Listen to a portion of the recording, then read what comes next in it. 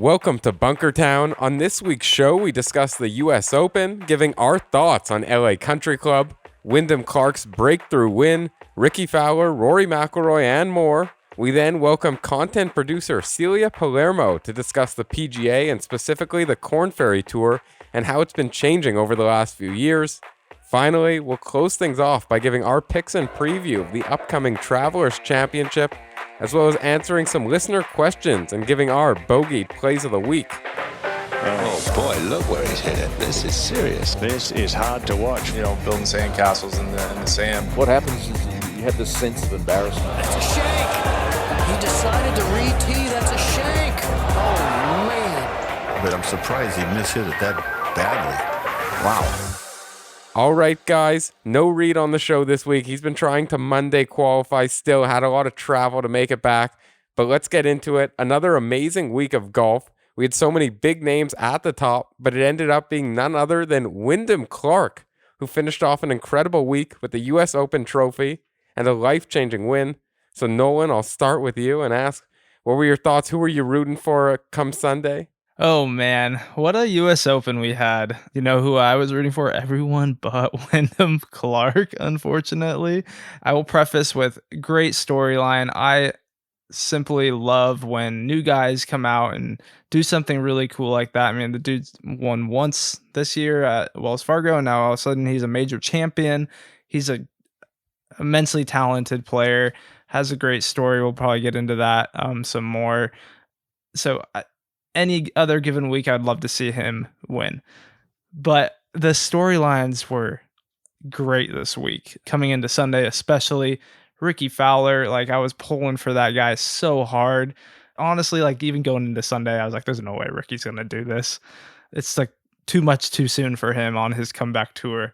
But the Rory McIlroy story, obviously, that was, what I really thought could happen. And of course I had some money on Scotty Scheffler, so the wallet was pulling there. But Rory McIlroy, man, the dude hasn't won a major in 9 years. That seems incredible. And I think we talked about it on one of the first episodes we had here at Bunkertown, where I kind of compared this Rory McIlroy drought to something similar to what Tiger Woods had. Tiger won the '08 US Open and then 11 years later got his Masters win.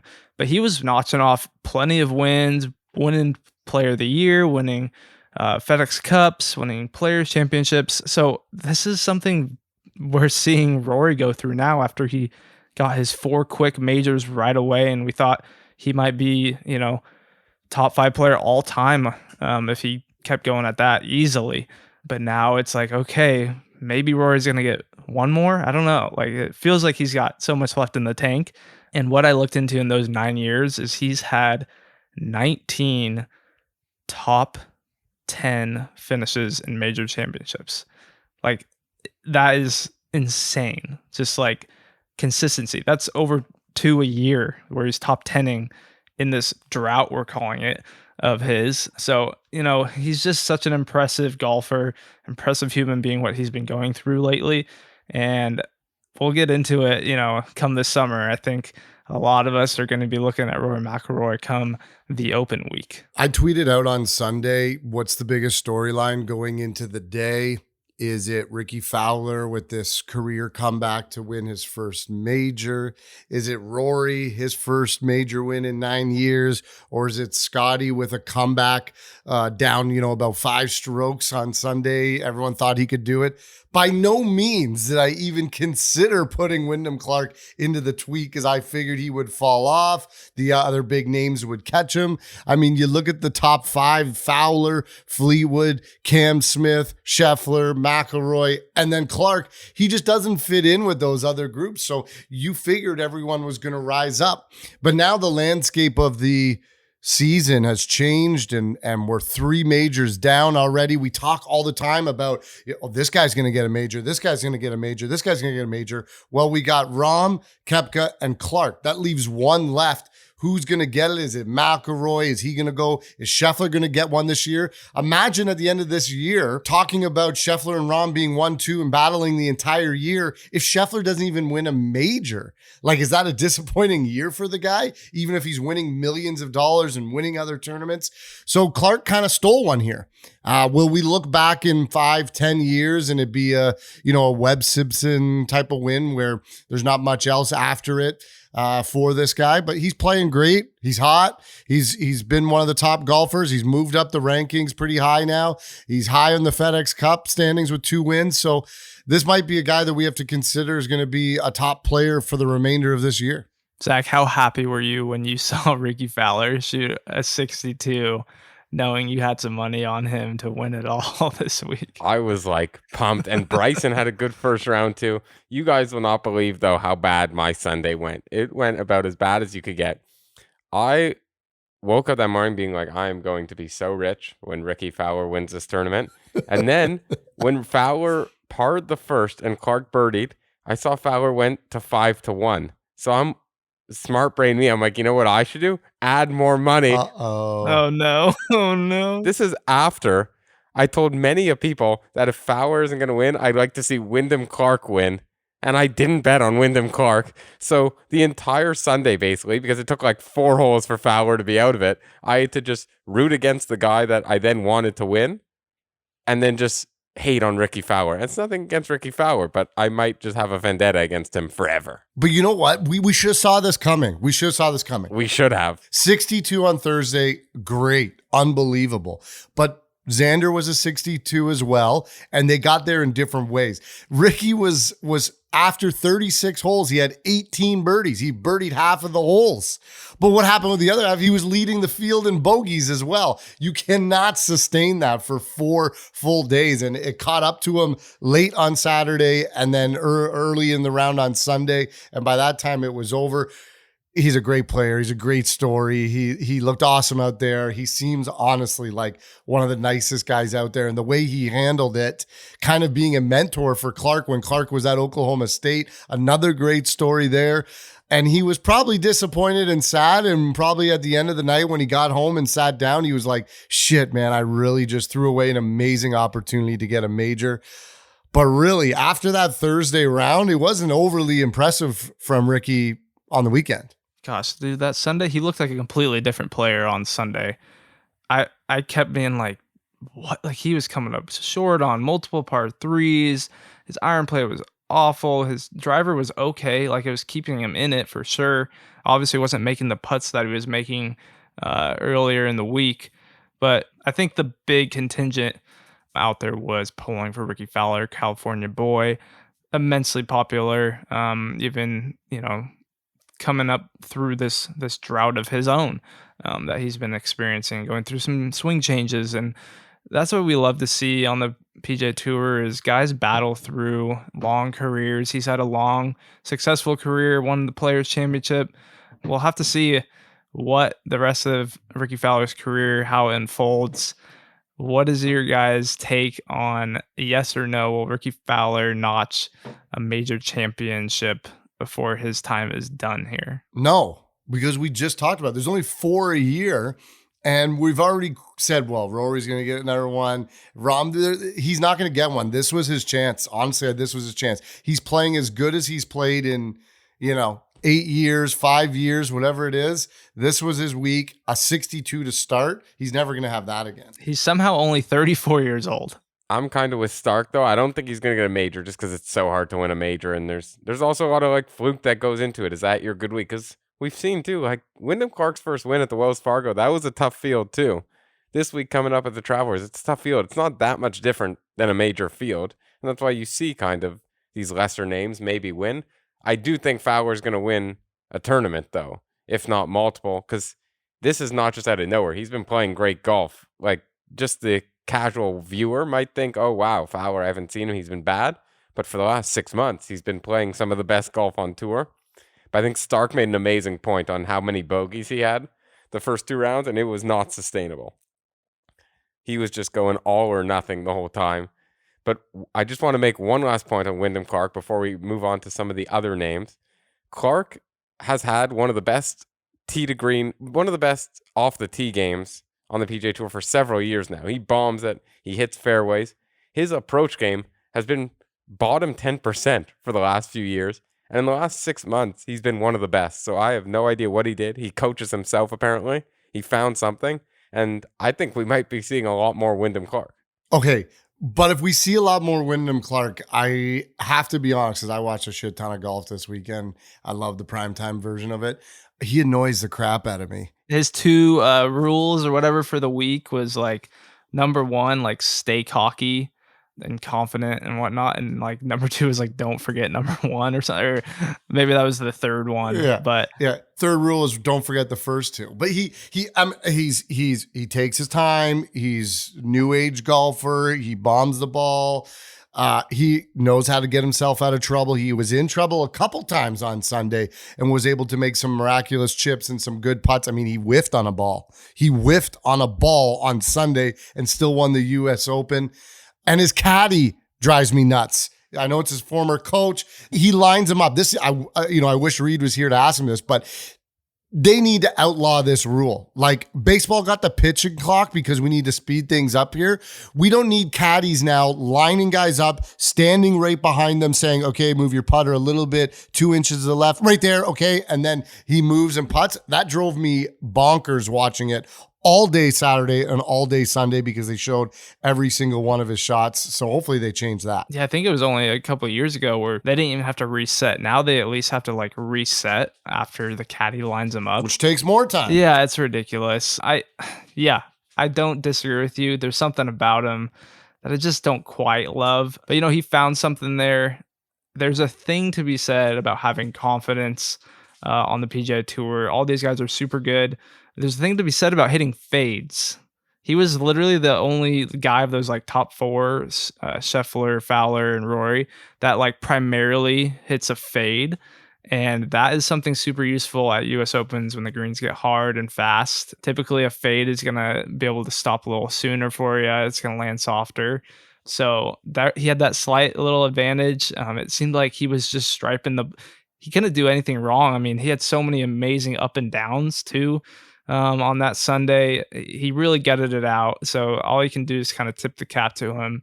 We can't not go without saying his storyline about his mother passing and everyone kind of rounding or huddling around him and supporting him through that. It's got to be such a tough thing to go through. So it was cool, to see Rickie, give him a hug at the end. Rickie was signing autographs till like late in the night on Sunday after he blew a US Open. Like the dude is like A+ character, congratulating his competitors out there. And there's a real like group hug ending for the US Open. But yeah, that Clark dude, he's got an intensity about him that it's like not attractive, I guess I would say. Who else do we want to talk about? We're going to talk about Rory and Scotty a little bit. Yeah, I was all on Scotty. Right? So I picked him as my outright winner. I bet him a whole bunch of different ways. And so just so you guys know, I make notes, right? I'm a professional broadcaster on this podcast. I make notes. And I'm going to read you a note I wrote down Friday, very late on Friday night after a couple beers. I said to myself, I cannot bet any more money on Scotty Scheffler because he can't putt. That's why you bet him top 10, like I told you. It's a lock. And then Sunday morning, I put even more on him to win the whole thing because I was like, he's for sure going to win this. He was 67, 68, 68 going into Sunday. I'm like, okay, maybe he figures out putting and shoots another 67 and he wins this thing. And again, he just infuriates me. He had 6 straight pars to start the round on Sunday. He couldn't get a birdie putt to drop. I think he's an amazing golfer, but what is going on with his putting? It is so tough to watch. He would win like every tournament if he could putt. Yes. It's like 16 top 12s or something now. 16 straight top 12s. I don't want to bring Tiger's name into this. I don't need Nolan coming after me, but that's like some Tiger-esque consistency. For sure. 16 straight top 12s. How's that possible? He's going to have one of the best ball striking years ever, like top 5 ever, next to like 4 other Tiger years, and might not win a major. You know what it's like? It's like if Steph Curry just was nailing 3-pointers, but you put him on the free throw line and he couldn't make one. It would drive you nuts as a Warriors fan. So it drives me nuts as a Scotty fan. Amazing comparison. It was Andre Iguodala on that Warriors team could make corner threes, but he was like 50% from the free throw line. I'd still take him if I could have one guy to shoot. No doubt. That was the first time I think I've bet on Scotty, and I will never do it again. It was so infuriating. He was even like, I'm convinced like somehow the PGA Tour or the USGA is like plugging in numbers, like shaving strokes for Scotty, because there's no way I was just watching him play and I'm like, he's playing terribly. He didn't do anything good, it felt like, whenever I was watching him. So except for that eagle, obviously on 17, like that's probably like gaining 4 strokes on the field or whatever. To finish eagle birdie or whatever he did on Saturday was obviously huge for his number. And when the scores are that low, like any little birdie or eagle obviously is like huge. But Sunday was, oh my gosh, like when he didn't birdie the par 5 first, I was pretty much done. I was done watching Scotty. Yeah, I knew it was going to be a rough night. It was a bummer. At least like Rory was making it interesting for us, but like Wyndham was just steady Eddie, not screwing up anything big time. I mean, he tried to lose the tournament there. Even at the end, people talk about his 18th hole tee shot that was like wide right, but like that 18th hole is like the most forgiving fairway in the world. But yeah, Scotty, man, I don't know if I can do it ever again. That was so infuriating. Let's talk about Rory, though. I mean, he's got to just be fuming. He has to go 1 or 2 under to win the U.S. Open, and he can't do it. It was just all pars. He birdied the first and just could not make a putt. As we just said with Rickie, where like, hey, this maybe was his chance and it slipped through his fingers. Like, yeah, this didn't work out for Rory, but by no means do I not think he'll be in a top 5 situation on Sunday with a chance to win at the British Open in 3-4 weeks.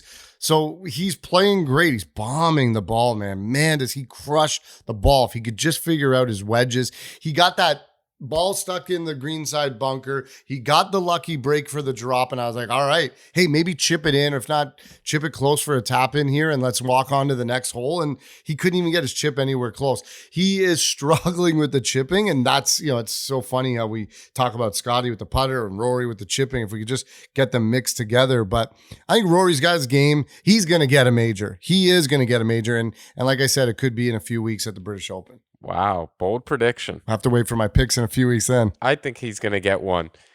Before we move on, we got one last thing to talk about. I think it was the talk of the town. Besides Paul Azinger and the broadcast, what do you guys think was worse, the course or the broadcast? Okay, I will say I enjoyed the course. Call me crazy. I think the course is cool. I loved the front 9, back 9 parity that they had going on. Obviously, the scoring side was on the front. I think it was set up fine. I think guys are too good, man. I don't think we're ever going to see any U.S. Opens where, unless the conditions are insane, you're either going to complain about the course being unplayable, or you're going to get guys shooting 6 to 10 under or something to win a U.S. Open nowadays. It's like, what do you want to do? Change the score to a 68? Like, these guys are just that good. It's the evolution of golf, the length, and we can't really keep up with that. So I don't know if we're going to see an overpar US Open here in the future. I don't disagree with a lot of the setup, to be honest. Like, I think they did a great job. There are some fun holes, the short par 3s, the long par 3s. The one thing I hated was what they did with ticket sales. We can maybe stick on the course talk for now and talk about that a little later. But yeah, go ahead, start. I kind of agree with you. I do like the course. And going into it, I mean, I watched every preview show about this course and how it was this hidden gem that no one knew about and only select people could go play on it and all that. I love the way the greens looked with the deep rough around it and the bunkers. And I was like, man, this is going to be trouble. If you don't hit the green, you're going to be in trouble. But the problem was the weather didn't really act up the way they had hoped. So the greens were soft and guys were able to stick it on there and not have a problem with these greens.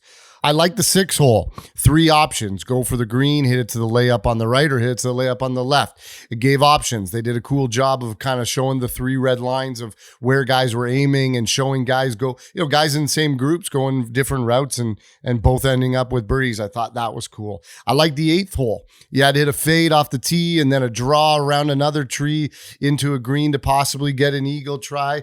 I like that one as well. I do enjoy the long par 3s, short par 3s. I thought that was pretty cool as well. But for me, US Opens are low, hard scoring. Pars should be good scores, and there should be some trouble off the tee. Not once was I like, this is a real tough tee shot. This is an important shot on the hole.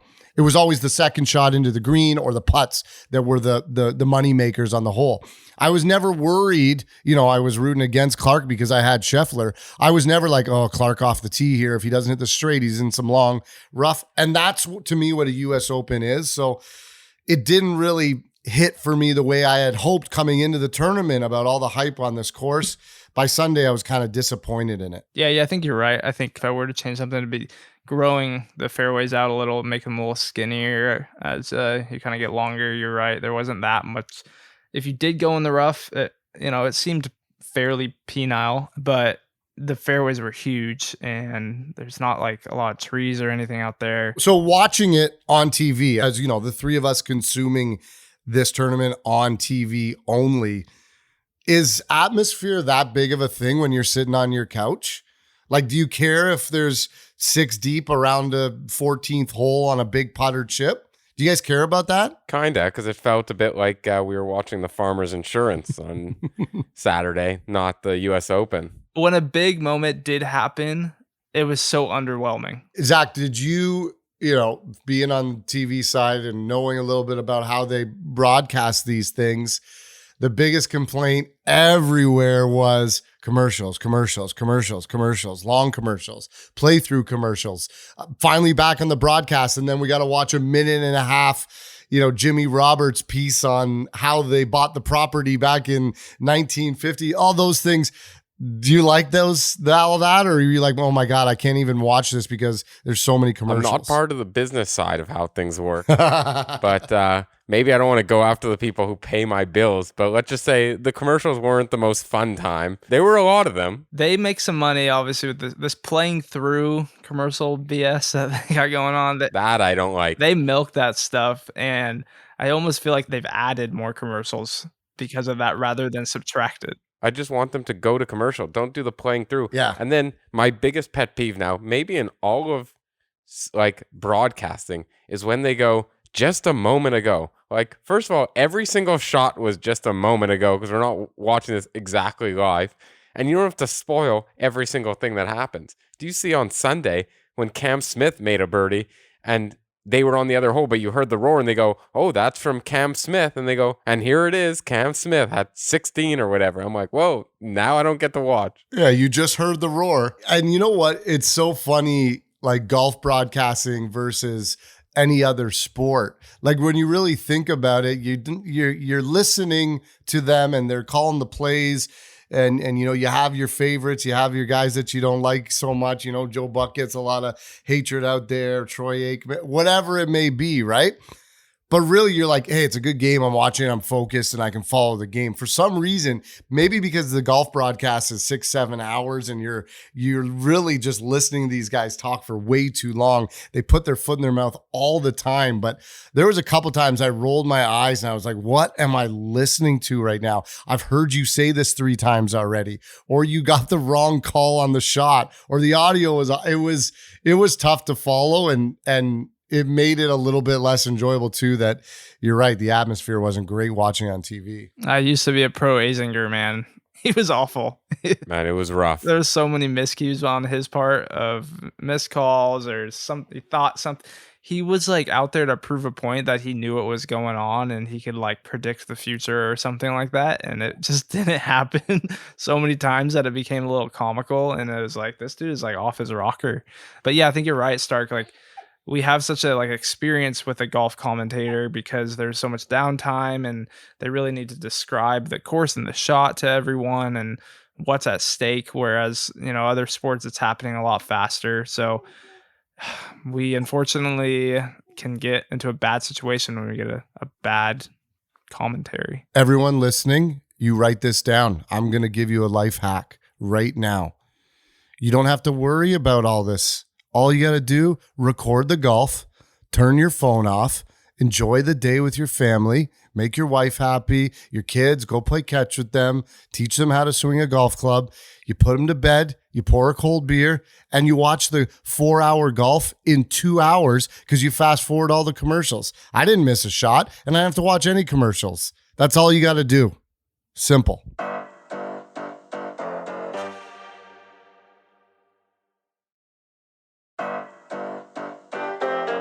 It's now time to welcome on a special guest. She used to work alongside me and Nolan writing golf articles back in the day. Now she's gone big time as a content producer, working for both the Korn, Ferry, and PGA Tour. Welcome to the pod, Celia Palermo. I think I got the last name right. Wow, you got it right on the first try. That's some skill. I appreciate it. Thanks for having me on, guys. Absolutely. You probably got some big time butchering. So before we get to some questions, I guess let our fans know how you got to be doing what you're doing. Oh gosh. I graduated college and wanted to chase the dream of being a sports reporter. And so I did that. I was lucky enough to have my first job in Augusta, Georgia. So as a golf fan, that was a pretty good place to start my career. So I was there for a couple of years, and then next move of markets, I targeted a place with a PGA Tour event, ended up in the Quad Cities covering the John Deere Classic, and met some PGA Tour employees there and told them I was ready to be just in the golf industry. And they kind of gave me some leads on what to apply for. And I followed up with them and went through a series of long interviews, but ended up here in 2021. I'm also in sports media, not on the on-air side of things, but working for the Canadian ESPN, basically. Yeah, you're crushing it. So I noticed you were in Quad Cities. You were covering the John Deere Classic all those years, arguably the 5th major. Zack, I remember when you reached out to me back in 2020. I was in the Quad Cities when things were just getting rolling, and it was cool to start working with you and to keep things going on the golf side of things. It's crazy to think that was so long ago. Yeah, we'll be the small stepping stone. That was COVID times. It's a whole different world now. Literally. I remember vividly us having a Zoom call, peak 2020, not leaving our apartments kind of thing, and us strategizing how we could have some fun and write cool golf content during that time. Amazing. What a throwback. Oh, yeah. But yeah, I mean, now you're on to bigger and better things, right? Tell us a little bit about what you're doing nowadays, and what do you enjoy to do? I mean, you're working for PGA Tour. That sounds like a dream job. I think all three of us here are very jealous. Yeah, just give us a little bit about what you're doing behind the scenes, and what can we maybe expect to see your name on here coming up. Yeah, absolutely. So I'm a content producer, like Zack mentioned, here at the PGA Tour. And so that means that I work for PGA Tour Entertainment, working on, all sorts of content. Primarily I work on our TV shows. Some of you may have heard of the TV show The Cut. It airs on Golf Channel every week. It actually just aired tonight when we're recording this. But we produce that in-house at the PGA Tour and then give that to Golf Channel. So every couple of weeks I'm working on that. We produce a number of hour-long or 30-minute documentaries that we give to CBS and NBC that air going into kind of the final rounds of tournaments on any given week. So recently worked on one that aired right before the final round of Memorial. I do some hosting, Twitter Spaces, do play-by-play on the Korn Ferry. So kind of a whole lot of different things. I get to kind of do the on-air thing, also do some production. So kind of a wide variety, keeps things interesting, so to speak. I kind of wanted to ask you about the Korn Ferry Tour first and start there. We know it's the feeder system into the PGA Tour. A lot of great players have come from there and now are superstars on the PGA Tour. When you're at a Korn Ferry Tour event, what's the vibe like? What's the feel there? Is it a little bit more tense because these are guys that maybe aren't making the millions and millions of dollars and every single shot means so much more because they're trying to ultimately get to that dream job of being on the PGA Tour, and the way they play that specific day could affect it. So what's it like when you go to these events on the Korn Ferry Tour? Yeah, absolutely. Obviously, the footprint is a little bit smaller in terms of like the sheer event itself, right? Like these events, they still have setups for fans, they still have build outs, but in terms of the competition, yeah, I mean, it's definitely tense because these guys every single week are truly grinding for their careers. You know, a miscut can mean the difference between whether or not they get to continue on and play the event the next week. You know, if they make the cut, they need to then finish in some cases in the top 25 to get into the next week. And so there are these guys that, you know, have conditional membership on the Korn Ferry Tour that every single week they are fighting for the next opportunity. And so, you know, even if they're not a conditional member and they are an exempt member, they still are out there with, you know, one goal in mind, of course, to make it to the PGA Tour. And they know literally, and this is not an exaggeration, 1 week can change your life. And we say that a lot, you know, and it's become a bit of a cliche, but it's true. You know, you can win and you can put yourself high enough into the points list that you get that PGA Tour card and you suddenly have access to so many things beyond just the financials to take your game to the next level. So, you know, I'd say one of my biggest takeaways from working on the Korn Ferry Tour, and I've done that a lot more this season than last year, you see a lot more emotion out of guys. You know, it's tough to see when a guy has a putt on the 18th hole to make the cut and it misses. You know, it's tough to see that. But you also see the other side of things, guys just in tears when they win, you know, knowing how much it means to them in their career and allowing them to continue doing what they love. So that's what I love so much about this tour is how much each week means to every single player out there. So many great players that have gone on to have immense careers on the PGA Tour have come up through these ranks. Justin Thomas, Tony Finau, Max Homa, Scotty Scheffler. I mean, big time names, big time guys who have legacies on the PGA Tour, and that's what they're there on the PGA Tour eventually. You know, you got some of the guys on the PGA Tour who are fighting and they're like, this is a job and I need to make cuts, but we're there as viewers searching for those big time names that are trying to make a legacy and put their mark on the golfing world, whereas in the Korn Ferry Tour just has this live and die like intensity behind it that we don't really see that much on the PGA Tour. That's such a different flavor, I would say. So I think it's such a cool thing at the end of the year when all those guys get their tour cards and you get to see this jubilation from a huge group of guys that you don't really see that on the PGA Tour, where there's so many guys who are celebrated all at once when you have kind of that tour card ceremony. And what's that like, being able to see? It's, you know, we get the Ryder Cup and the President's Cup where you have these team events and you see a big group of guys who are all, you know, super happy for each other. But this is where you really get a taste of that in a different way. Absolutely. I mean, I didn't get to go to the card ceremony last season.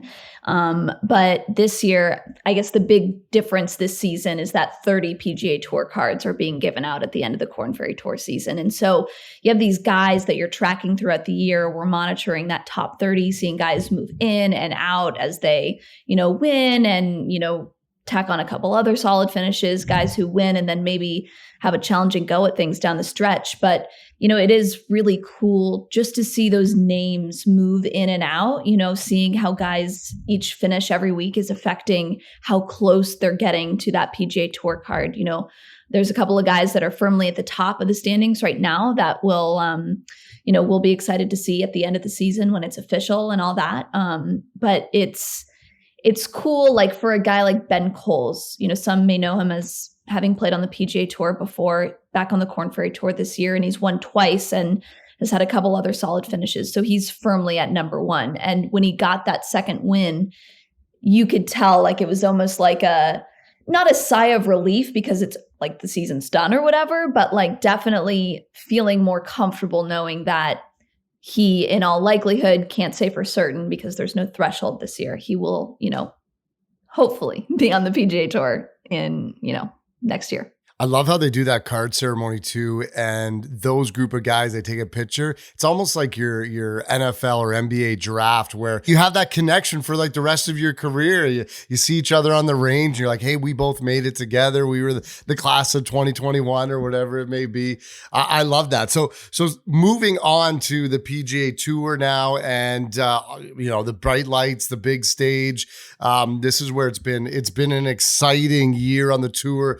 Lots going on, different players winning, some becoming, household names that we hadn't heard of before. And then you see a guy like Wyndham Clark winning the US Open this past weekend. What's been your biggest surprise on the tour this year of play that's been out on a great season so far? Almost halfway through, we're 3 majors done. So What's your big takeaway so far?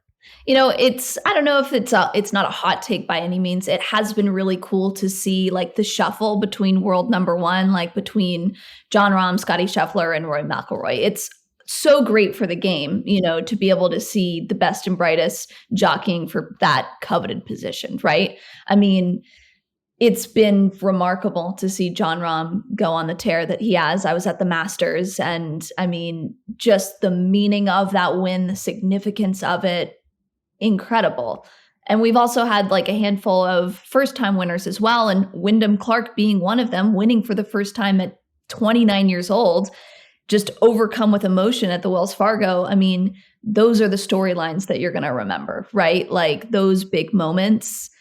I mean, Zack, you're going to love this too. I loved Nick Taylor winning the Canadian Open. I mean, that is a moment that will be like forever in history, right? Just the significance of that win, him finally breaking, Pat Fletcher's win in 1954, was it? I mean, to end that drought of Canadians winning the Canadian Open. It's crazy. I mean, the season's far from over, but there are already so many moments that we will look back on this season and be like, that was sick. Yeah, I think that's an amazing way to put it. I know for me, maybe it was a hot take. We mentioned it earlier in the show, but I was actually rooting for Wyndham Clark going into the final round. I root for whatever will be the most life-changing for the person, which is maybe why I like the Korn Ferry Tour. Reed, our fourth host, couldn't be on the show today, but he's caddied on the Korn Ferry Tour for Mark Hubbard. They made it up to the PGA Tour, and you see how much more of a difference it makes for a guy like that. As much as we want to make it out to be like, Rory has it so tough, Rickie has it so tough, their lives aren't too bad. They're going to be fine. Their great-great-great-grandchildren are going to be fine. Wyndham Clark now, historic. He's going to make a whole career for himself. All these guys coming up from the Korn Ferry Tour. But I wanted to ask, now we've seen the last 2 weeks on the Korn Ferry Tour, it was Adrian Dumont de Chazard to won. Hopefully I got that right. There's no chance. Yeah, Dumont de Chazard. Oh, there you go. And Rickie Castillo, 2 PGA Tour University guys winning.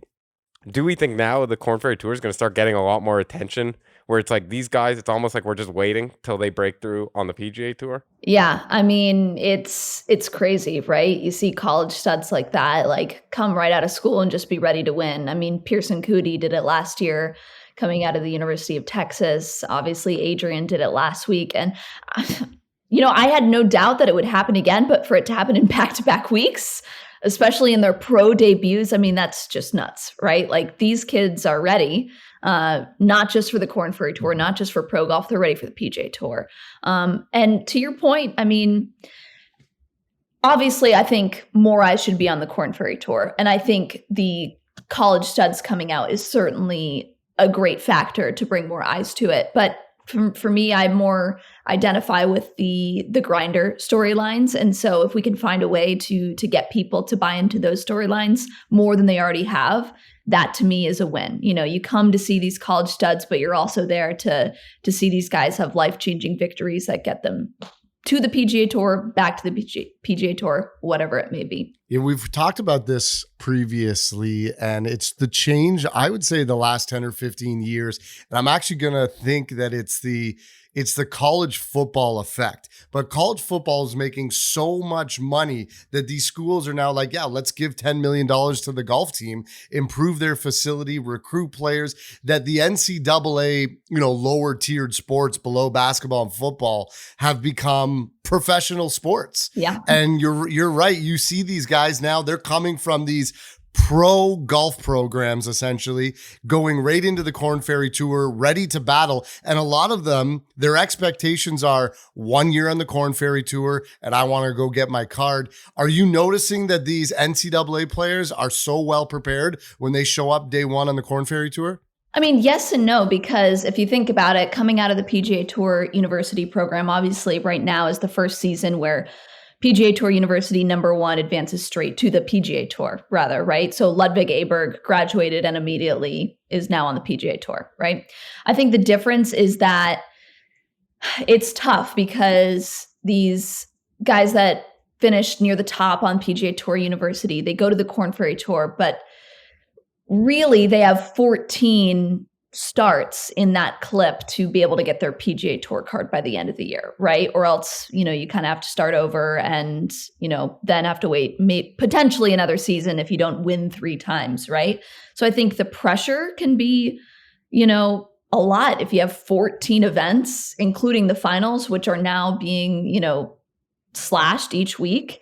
In field size, that's a lot of pressure, especially when you're new to the professional ranks. So I think they're ready.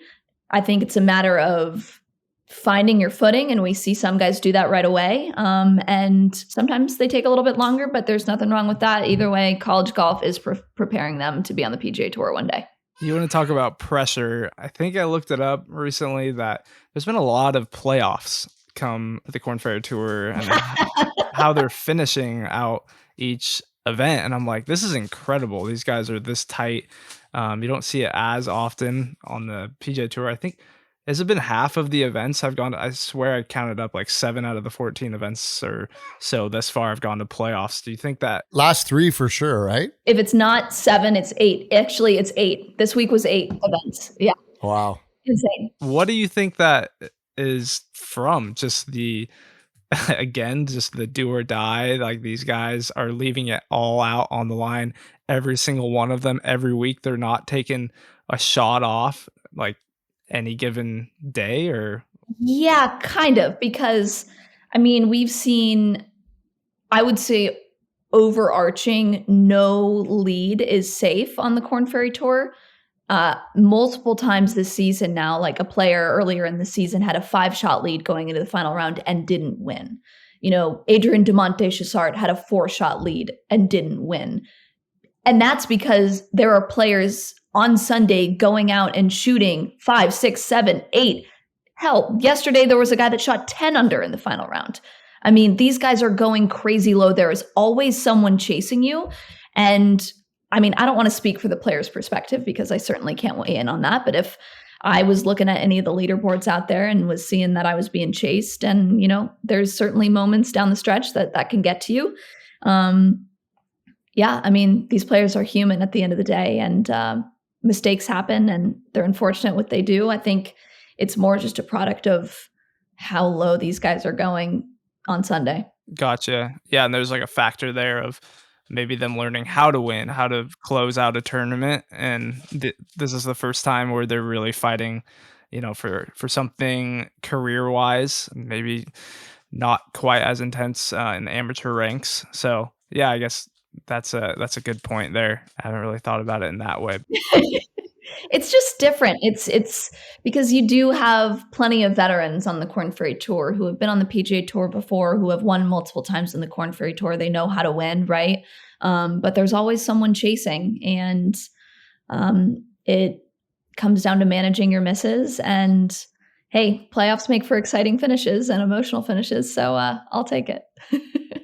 Do you think there's something the PGA Tour could do maybe to get that secret sauce? Because we need more playoffs, especially for Stark's bankroll here. I bet every week that there's going to end in a playoff. I just feel it. Actually, the only one I don't think I did was the Canadian Open. And of course, an epic playoff finish. Right. Yeah. Honestly, I don't know. I think it just depends on the course, depends on the players. And I don't know. Selfishly, I do the play-by-play on Korn Ferry on our live streams, and I would love if we just had one week where we just had a nice cruise to the finish, no one jumping in last minute. But hey, it's a joy to be able to put these guys on a platform and to be able to share their stories and see them have epic winning moments. They deserve that for all that they, the challenges that come with playing pro golf. This past weekend, US Open, you probably had your eyes glued on the TV every night as it went late in the night on the East Coast.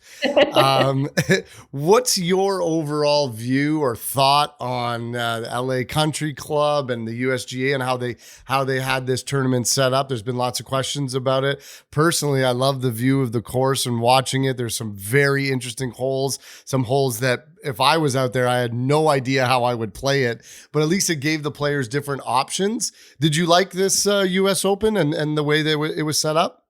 Yeah, I think nobody really knew what to expect from LA Country Club coming in, just with how exclusive and how closed door it is, nothing but like photographs taken, like besides like from the Walker Cup in like 2017, right? So I think we really didn't know what we were getting into, but it was so cool just to see the golf world be welcomed back to LA Country Club. I thought it was interesting, the kind of wide range of obviously par threes out there, ranging from ridiculously long to, kind of funnily short. But yeah, I mean, overall, I thought it was a great finish, great week. Just super cool to see these guys get to go out to LA Country Club. I don't really have an opinion either way, honestly. Yeah, I mean, I thought it played great. Yeah. We'll get into it for sure. I love that you're doing some broadcasting. Is that the avenue you feel like most comfortable with moving forward? Do you want to do more of that? I think it's super cool to see people our age getting into that, and especially, excuse me, my daughter. Speaking of, I was going to say the female influence on broadcasting is really cool to see. So I'd love to see you continue to thank you. pilot that. Is that something you want to continue to do? Yeah, absolutely. I think when I started out in this industry, that was always the goal, right? To pursue sports broadcasting. And that's what I found my passion in. I certainly love producing and what I do behind the scenes here at the PGA Tour. But I think, certainly almost like the biggest surprise was being able to tap into my broadcast side here at the tour. It was nothing I ever expected. I didn't lead with that when I was going through the hiring process. Obviously people knew that was my background, but I wasn't like pushing for it right away. So to be able to use some of those skills and lean into my experience here at the PGA Tour, I mean, yeah, that's the goal. That's the dream, right? Like that's why I got into doing this in the first place. And I've really thought a lot about that recently. Like, what's the goal here? Like, what am I doing? Like, I love the producing, but like, this is my passion. And so, yeah, I mean, I just hope to continue growing in that and hope to be able to do it here at the PGA Tour. And, I'm really investing in the opportunities that I'm getting. So, with the Korn Ferry Tour live stream, it may seem like, so it's on Twitter and Facebook. So it's a small footprint relatively, but I'm, really buying in and going to try and make it really special. Because right now the Korn Ferry Tour is not regularly on TV. So I'm going to try and come up with the best alternative. But you know what? Just like those players out there, you're doing the same thing, getting your feet wet, learning the business, learning how to do it. So good for you. That's amazing. And stick with it for sure. And maybe just to end it, I want you to, if you're selling to our audience, what it is about golf. Like we're all golf nuts here. We play it, we watch it, we talk about it obviously. But why did you choose golf? Why golf over instead of doing, broadcasting for baseball or soccer or whatever it may be? What was it that drew you to this game that you love so much? Gosh, I mean, so many things, right? There's the family side where it's like something that my dad followed when I was growing up. So it's kind of cool to share that interest with him. Now I'd say I'm probably more of the golf nut than he is, but golf, gosh, I don't know. I think when I think about the winning moments in our sport, right? It is so rare in professional sports that for like a moment in time, everyone is just silent. And then a player hits a tournament winning shot of, incredible putt, Nick Taylor, 72 feet, and just the crowd goes wild. Like that is a crazy moment. And we get to be a part of that and see that. Right. So those are the moments that I remember. It's what keeps me coming back. And I don't know. I just love golf. I'm a sicko. What can I say? Yeah. Ditto right here. Love it. Very well put. And because it's so gratifying when you personally can like actually hit like a decent golf shot, right? Like all of us are nothing compared to PGA Tour players, right? So when you can actually go out to the range and like flushing your irons, it's a great feeling. Nothing better. Nothing better. Well, Celia, we want to thank you so much for coming on. Don't forget our first Zoom call during COVID because we'll be asking you to come back on, so you can't get too big for us. Thanks so much. We love talking to you, and we're trying to grow the great game. To make one thing clear, I am not the person on the range flushing irons yet. So we're all going to keep at it, and appreciate you guys for having me. We'll talk soon.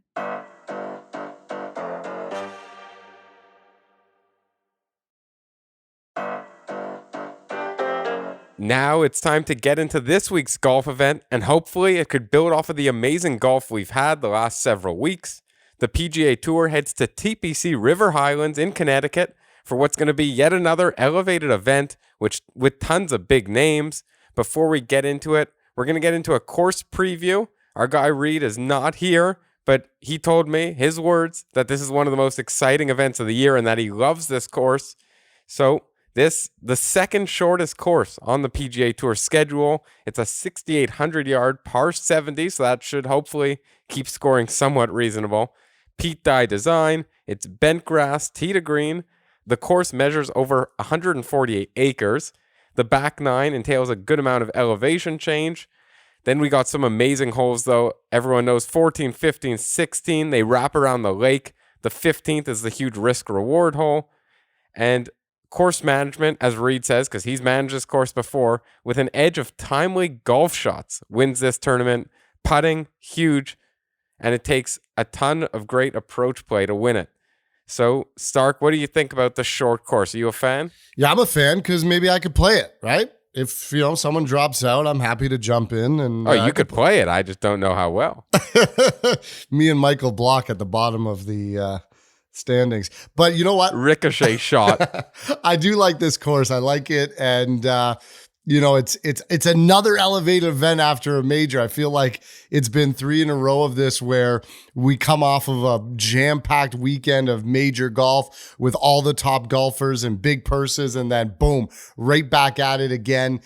We have all the top guys, but it's going to be interesting because you're going to have guys that just played the U.S. Open that played it so well that are either going to be drained or excited to keep that momentum. And then you're going to have guys that did not play good at the U.S. Open, Max Homa, and you're thinking, man, I got to get back out there and I got to prove myself and prove to everyone that I can play really good golf.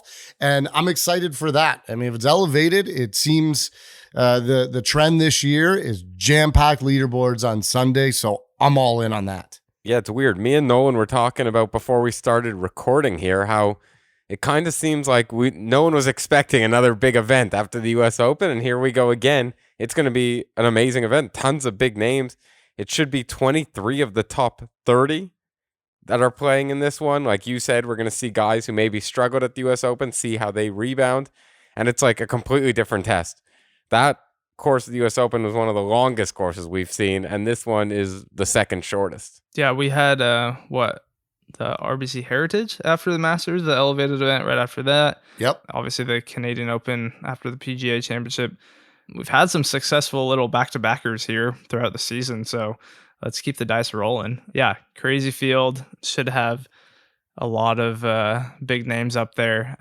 It will be very interesting what Stark was saying to see, how the U.S. Open hangover treats these guys. Will Wyndham Clark make the cut? Will certain guys, bounce back? Those will, I think, be kind of the highlights of what I'm looking for, especially when I'm looking at making certain picks this week. It's should be a fun day, fun week. Yeah. I saw Wyndham Clark standing on a table or stage chugging beers out of the cup, so I'm not sure what he'll be like. But you know what time of year it is for me now that we're through 3 majors? It's FedEx Cup time. Good call. Now's the time where I actually start tracking the FedEx standings.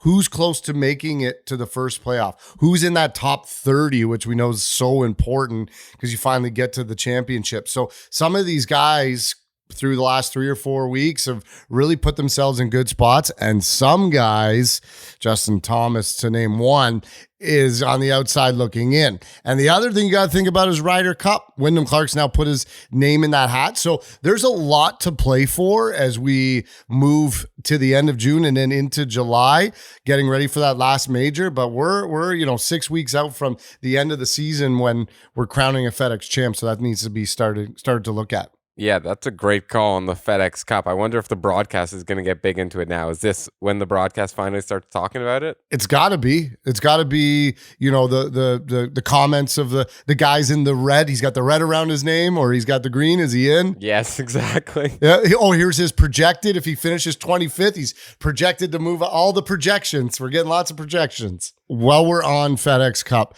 can you guys even name the top 5 in the FedEx Cup right now? Got to be Rahm, Scheffler. Yep, both in there. Rory. Nope. Wyndham's up there because he's won twice. Wyndham's in there. That's 3. Oh, boy. The other 2 are Max Homa and Victor Hovland. Okay, Hovland makes sense, but yeah. There's some big names that really need to make a jump and climb up. You got Jordan Spieth, your boy Thigala, who's battling that top 30. Morikawa. Where's Thigala? He's got to be like 6 or something. No, he's like 24th. You just think he's 6 because you think he does great every week.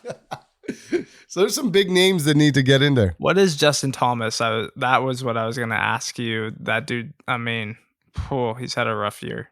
He is at 78 right now in the FedEx Cup standings. That's honestly higher than I thought. He's got some battling to do the next 6 weeks. Crazy how quickly you drop out. To think Justin Thomas would be 78 almost at the end of the year. Insane. But yeah, I think you put it perfectly. This is going to be a week. I shouldn't say this week, but the next few weeks coming up are going to be huge for so many of these guys. They need top finishes. They need those top 5s, top 10s to really make work. We got Xander Schauffele, who he's kind of been teetering a little bit. He's returning to defend his title. It was 19 under last year at this event. Do you think we're going to have a crazy low score after what we just saw at the U.S. Open? I mean, if they could go 11 under at the U.S. Open, they could probably go 20 under here. Yeah, I'm expecting birdies. These guys are going to be hungry for it, and they're going to be aggressive and attacking.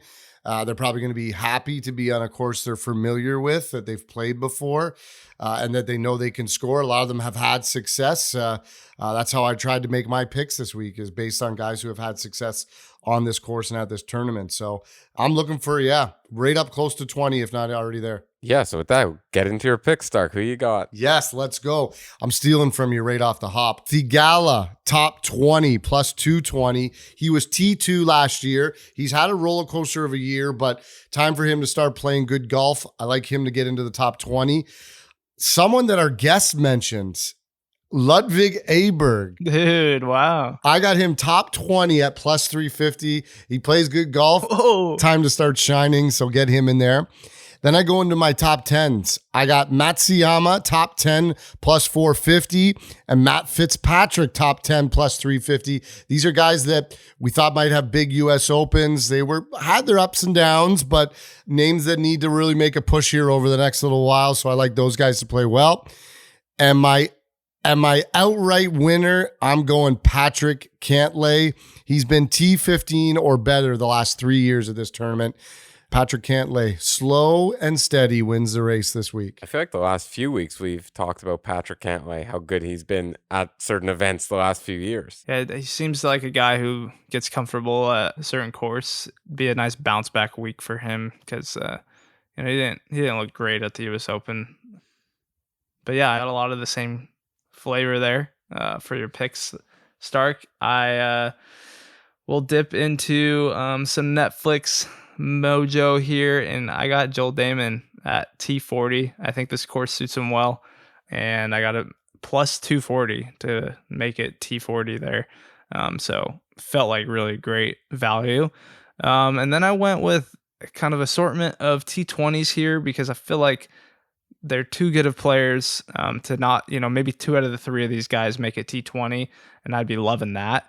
So I go Tony Finau at plus 130, Victor Hovland at plus 115, and Colin Morikawa at plus 130 to make top 20 this week. All 3 of them, had solid weeks at the U.S. Open. So I just want them to kind of continue that, just keep it rolling.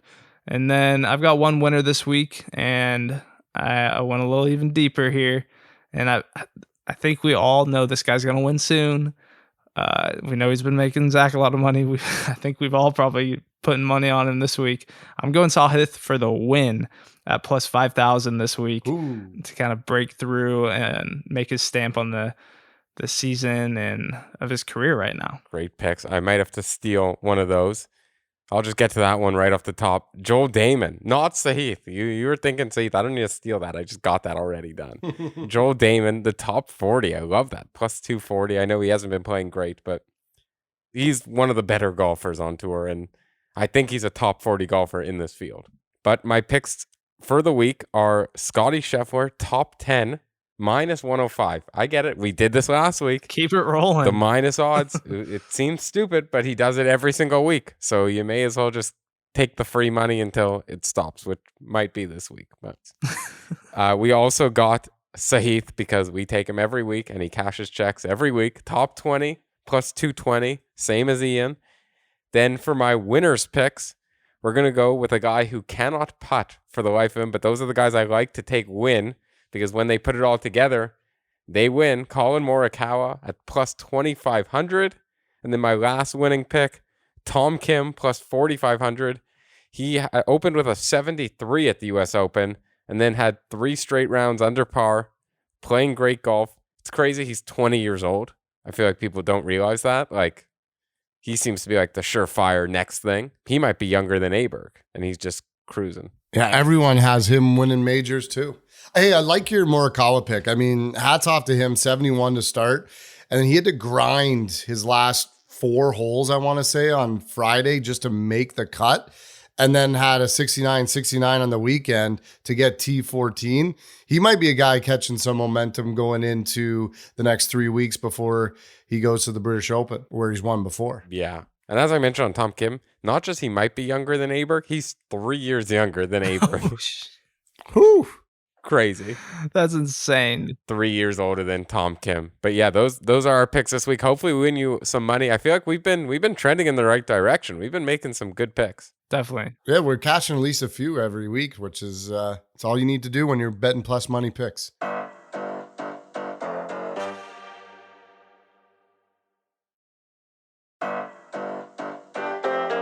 All right, guys, another great week we just wrapped up. We're going to close it out with a few listener questions, followed by our bogeyed plays of the week.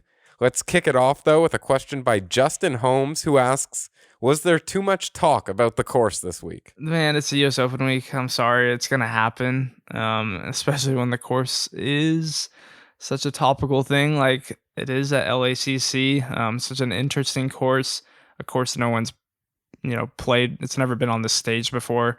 So that was just a huge topic that we couldn't shy away from. I mean, there's all the other extracurriculars going in with the country club itself. Like, I could have gone away with, knowing all the ins and outs of the country club, but the ticketing kind of led into that.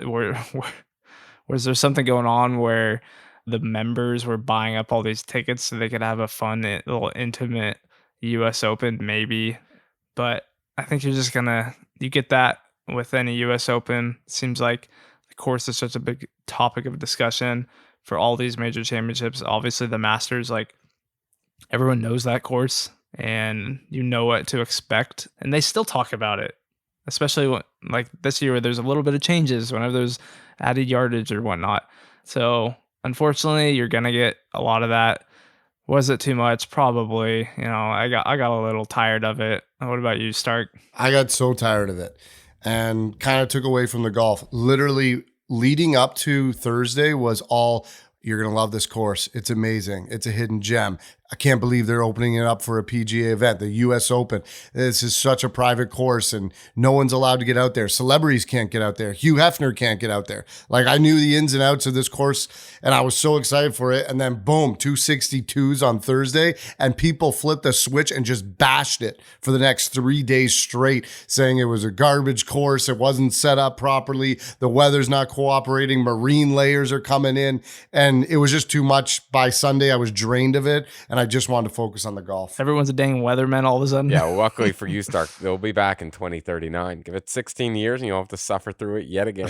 Let's hope one of my boys is playing in the U.S. Open. I can get out there for a practice round with them. They might not let you in there after that kind of slander. But we got 2 questions from Robert Richardson. He asks, what did you guys think of the interaction between Liv and PGA guys? It's non-existent news anymore.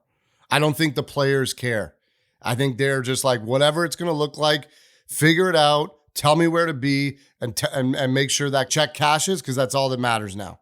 There's no beef. There's no problems, except for maybe Rory and Phil. Other than that, these guys are happy to play with each other. They look like they all get along now, and it's just a media-driven thing and an above-their-head type of thing. Do you still feel like they're not showing the live guys as much? Or is that just me? I mean, they weren't in any of the featured groups for any of the days, so. Good catch. The only time they showed one of the players a lot was on Friday. They showed Bryson so much because he was just bogey, bogey, in trouble, bogey, bogey. And they're like, and back to Bryson in a tough situation. That's all we saw. Missed putt from Bryson. They kept going with it. Great call. They showed Cam Smith when he was making that run. He obviously shot the only under par on the back 9 on Sunday, or even maybe all week. It felt like they showed what they had to, I guess, or what would really help their ratings. But if it wasn't really going to help, they weren't. They showed all 8 shots of DJ's quad bogey on Saturday. That was all we saw of DJ. What a snowman. Here we got another question from Robert. We got to go with 2 because this was a great question that couldn't leave it out of the show. That Rory keeps getting close, but at what point do we just have to say he isn't a closer like the greats in the peak of his career? Oof, that's tough. Nolan, you're a Tiger guy, so this probably pisses you off that you're like, yeah, he's nowhere close. You're also a Yankee guy with the best closer of all time, so we'll let you run with this one. Oh, man. Poor Rory, dude. That's all I'm going to say. The dude is exceptional. Maybe he's not Tiger, okay? We got spoiled. We got spoiled by Tiger Woods. His unbelievable record when leading tournaments, when co-leading, when 54-hole leading and 36 holes. And, man, it's unbelievable what he was able to do, and we just want to find the next Tiger Woods, and we can't. No one ever will. We got to get that through our heads that was just not normal to see the things he was doing. And Rory probably does it even better than a lot of other guys on tour.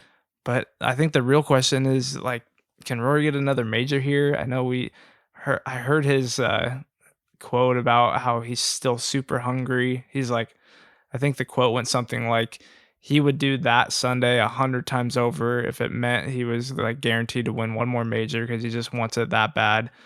He's gonna get one. I wouldn't be surprised if he gets multiple before his career's over.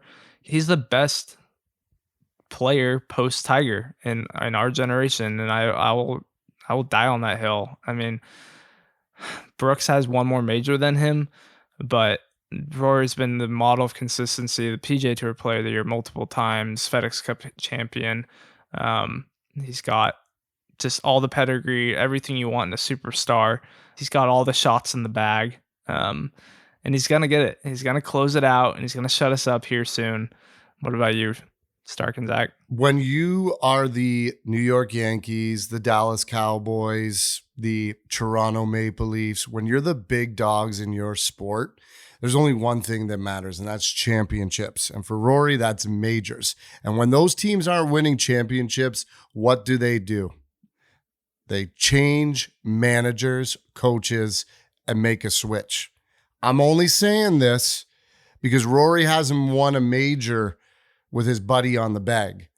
Is it time maybe Rory needs to make a switch on that? Someone that's going to give him a different view come Sundays when it's time to close. Someone that's going to be in his ear about how he should play shots, or his mind frame going into the last few holes on being aggressive. Because right now it seems like Rory's making all the choices on his own. I think that's a fair point. Like you said, you got to change something, and you can't change Rory. So the only thing left is changing the caddy. And I don't know if it's necessarily anyone else's fault, because Rory also hasn't won in so many different ways. This was a rare time we've seen him not win while he was in contention Sunday. A lot of time he's just had a huge He had a terrible Thursday. That was a storyline for years, that he would just start poorly and then finish so strong in backdoor top 5s and top 10s every single major. But I don't know. I'm with Nolan. I think it's a matter of time till we see him win one. All right. And the last question we got, this is from Tim, who asks, he brings us back to the U.S. Open. How can the finishing hole be such a wide fairway and allow what happened on 18 to happen? And it was a picture of Wyndham Clark's tracer for his tee shot on 18. He Mito Pereira'd it right, somehow found the fairway. It was, when I saw that tee shot, I don't know about you guys, I'm like, oh, he just blew it. Rory McIlroy is going to be the U.S. Open champion. So did I. Then I thought it was in another fairway, and it was in the 18th fairway. At one point, I'm like, is this the 17th fairway he ended up in? He just got lucky. That was wild. It was an interesting finish. Because you're right. I thought I saw that tracer. I was like, it's Mito Pereira. And then when it ended up the fairway, I was like, if only poor Mito played the PGA Championship at LACC, he would be a major champion. Yeah, that goes back to what we were saying. There was no danger off the tee. It felt like every guy was okay. I was never worried about it. It's an interesting hole. I think we talked about maybe even last week or recently on the podcast of finishing holes. And yeah, it was because we were talking about RBC or the Canadian Open and the par 5. And, this is kind of bottom of the barrel for finishing hole. You don't want like a straightforward, easy par 4 to end it where you can spray it wherever you want. I mean, that's the most tense shot is you're up one stroke to win a major championship and you've got to thread the needle like 18 at Augusta, or you've got trouble left and right, not just spray and pray and it's going to be okay. Like that was wild. I mean, he still had to execute his second shot. Like if he got hung up in that little rough patch with the sand bunkers where Rickie ended up, that would have been a tough up and down, which he honestly played that one a little too close for comfort. I think he was, maybe a couple feet from making it really hard on himself there. But yeah, not really the best finishing hole. Sorry, LACC. Can we get the t-shirts made already? Sprayed and pray, and then a big picture of Wyndham Clark on the front. Great shirt to make. Let's we might want to trademark that soon. But that kind of leads us into our bogeyed plays of the week. We got a lot from the US Open. Stark, we'll go right back to you. What do you got? I had Xander Schauffele top 10 as one of my picks this week, and then I decided last minute to sprinkle on him to win as well. So I was all in on Xander, and he shoots a 62 on Thursday. Everything's looking great. I'm for sure going to cash the top 10, but maybe even win. And then on Saturday, I sit down to watch the golf, and his first shot goes in his bunker. His second shot stays in the bunker, and his third shot finally gets out. So my bogeyed of the week is Xander not being able to get out of the bunker on Saturday. There's a lot of weird decisions going on this week. Like that reminded me of that Wyndham Clark one when he was like greenside in some terrible long fescue crap and decided to hack at it and the ball went nowhere. And I was like, dude, take an unplayable, get out of there and get up and down possibly for a bogey. But yeah, interesting decisions. I don't know what Xander was doing. It's a par 5. Just put it out there. Take your medicine. Maybe you'll get a birdie, but no worse par. Yeah. Sorry you doubled down on X-Man this week. We had a lot of doubling down on Sunday, I noticed, and none of it went well. Never. No. What you got, Nolan? Mine was pretty plain and simple, and it happened pretty quickly. Didn't even have to go to the weekend to find my bogey of the week. And it's poor old Justin Thomas, man. The dude's got to figure something out. I mean, he was all world. I mean, it's high class. I mean, he had that sweet little squeezer little cut shot he hit with his driver that was just low and piercing. And I don't know what's gone into him lately. He's always been an exceptional wedge player. Everyone's envious of that rhythm he has. But the dude was awful this week. I think he shot an 81 on Friday, and there were 19 amateurs in the field this week. He beat one of them. I think he finished like third or fourth to last. So JT is awarded my bogey of the week. Poor play, buddy. I wish you the best. I really like Justin Thomas. I think the PGA Tour is better when that guy's playing well. He's an exciting guy. He's emotional, and you love to see emotion from these guys. So hopefully he figures it out here soon. But this year just feels like a lost year for JT. That's another amazing bogey pick of the week. I mean, it's been brutal for him. But my bogey, and I feel like this is the definition of a bogey play of the week, Gordon Sargent at 18, something I don't think I've ever seen before. Putt dead center, popped back out because they said the liner of the cup was there, which honestly, the fact that he's an amateur makes it much less of a story because it didn't affect his paycheck. But one of the craziest things I've ever seen. Nolan, have you ever seen something like this? That was wild. And luckily he was already like low amateur, I think, too. So it didn't really affect that at all. But yeah, you're right. Holy crap. Could you imagine if that happened on some putt that really mattered? Yeah, seriously. Could have been disastrous. Like, what do you think would have happened if one of the leaders comes down and their putt does that? I mean, I guess you got to go with the same rule. Imagine it happened on 18 on Clark's putt. It was the same thing right down the middle. All right, on today's show, we talked about the U.S. Open that featured some of the game's biggest stars. We spoke with Celia Palermo about the future of golf and all her insight on the Korn Ferry Tour, and we previewed the Travelers Championship before giving our picks. Finally, we closed it off answering some of your listener questions and giving our bogey plays of the week. Tune in next week as we're going to have one of the tour's best caddies and best chats. As always, thank you guys for listening. I want to thank Ian, Nolan, and special thanks to Celia yet again. Also, thanks to our guy Kevin, working hard behind the scenes to get and keep us sounding our best. You can follow us on Twitter and Instagram at Bunker Township, and let's have ourselves a week.